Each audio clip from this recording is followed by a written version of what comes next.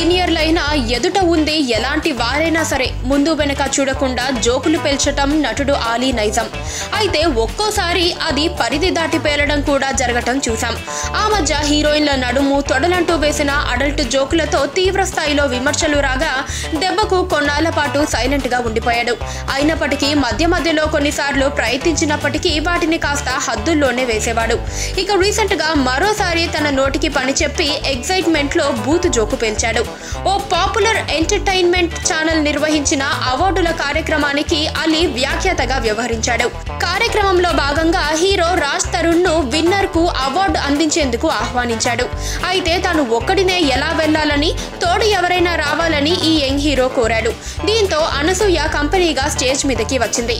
అయితే వెంటనే అందుకున్న అలీ ఎవరు జత కావాలన్నా వెళ్ళిపోతావా అంటూ తన ట్రేడ్ మార్క్ పంచుతో అనసూయపై సెటైర్ వేశాడు. పక్కనే ఒక గంట సింబల్ కనిపిస్తుంది కదా, దాన్ని నొక్కారనుకోండి మేం చేసే వీడియో అప్డేట్స్, నోటిఫికేషన్స్ అన్నిటితో మీ డివైస్లో వాలిపోతాం.